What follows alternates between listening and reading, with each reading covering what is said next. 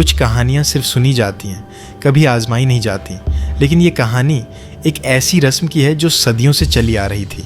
एक रस्म जो प्रेम और भय के बीच झूलती थी, एक ऐसा बंधन जिसे निभाना ही था वरना मौत निश्चित थी। आज रिया की शादी थी, लेकिन यह कोई आम शादी नहीं थी। ये थी रुधिर मंगल, वह रस्म जिसमें दूल्हे को अपनी दुल्हन का खून पीना पड़ता था। ये परंपरा उनके गांव में सदियों से निभाई जा रही थी और कहा जाता था कि जिसने इसे तोड़ा उसे देवी का शाप लगेगा। लेकिन उस रात कुछ ऐसा हुआ जिसे देखने वालों ने कभी नहीं भुलाया। और अब कहानी शुरू होती है। हवेली के अंदर रिया आईने के सामने खड़ी थी, लाल साड़ी में सजी। उसके हाथों की चूड़ियाँ हल्की हल्की खनक रही थीं। उसने अपनी नब्ज पर हल्की पसीने की बूंदें देखीं। आज उसकी रुधिर मंगल थी, वह रस्म जिसमें दूल्हे को अपनी दुल्हन का खून पीना पड़ता था। ये परंपरा केवल उनके गांव में निभाई जाती थी। कहा जाता था कि जिसने इसे तोड़ा उसे देवी का शाप लगेगा। डर लग रहा है? विराट ने उसकी कलाई पकड़ते हुए पूछा। रिया ने हल्की आवाज़ में कहा, न जाने क्यों मन घबरा रहा है। सब ठीक रहेगा, विराट ने मुस्कुराते हुए कहा और धीरे से उसकी कलाई अपने होंठों तक ले गया। रिया ने अपनी आंखें बंद कर लीं और फिर पहला कतरा खून टपका। खिड़की जोर से टूटी।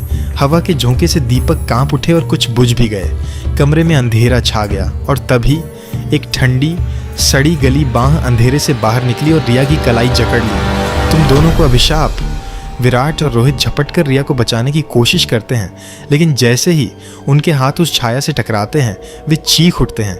उनकी उंगलियां जलने लगती हैं जैसे किसी अदृश्य आग ने उन्हें छू लिया हो। तीनों बदहवास होकर हवेली से भागते हैं।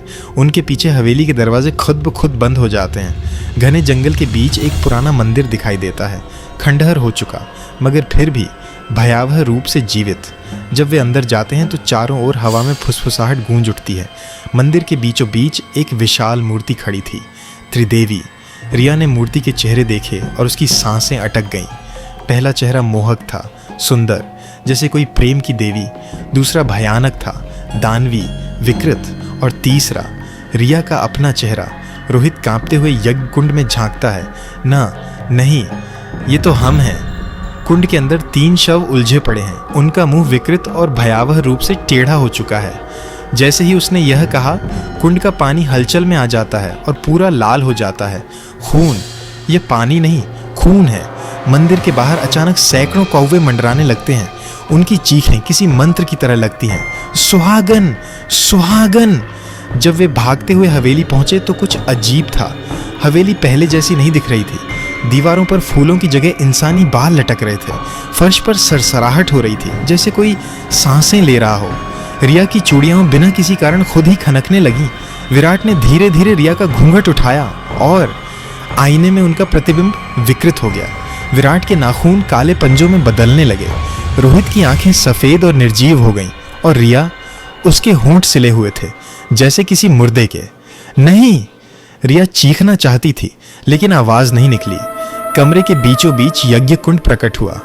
धुएं के बीच से एक नग्न स्त्री उभरी, आधा चेहरा रिया का, आधा किसी दानवी का। उसके होठों से एक फुसफुसाहट निकली। एक शरीर, 3 आत्माएं। विराट और रोहित ने देखा कि उनके हाथ पिघल रहे थे। उनकी त्वचा एक दूसरे से जुड़ रही थी। वे अब अलग नहीं थे, वे एक हो रहे थे। रिया की चीख अब 3 आवाज़ों में गूंज रही थी। गांव वाले कहते हैं कि उस रात के बाद हवेली वीरान हो गई, लेकिन पूर्णिमा की रात वहां से 3 आवाज़ें आती हैं। एक हंसती है, एक रोती है और एक दर्द से चीखती है। अगर कोई अमावस्या की रात मंदिर के अंदर झांके तो देखेगा एक शरीर जिसके 3 सिर हैं। वह अपने ही हाथों को चूम रहा होता है, लेकिन जैसे ही वह आपकी ओर मुड़ता है उसका चेहरा आपके किसी प्रियजन जैसा लगने लगता है। अमावस्या की रात मंदिर का दरवाज़ा खुलता है। क्या तुम अंदर आओगे? आखिर हर इंसान के अंदर 3 इच्छाएं होती हैं, एक प्यार, एक पाप और एक जिसे तुम कभी स्वीकार नहीं कर सकते। अगर आपको ये कहानी पसंद आई हो तो इसे लाइक करें, कमेंट करें और सब्सक्राइब करना न भूलें। अगली भयानक कहानी के लिए जुड़े रहें। क्या आप तैयार हैं?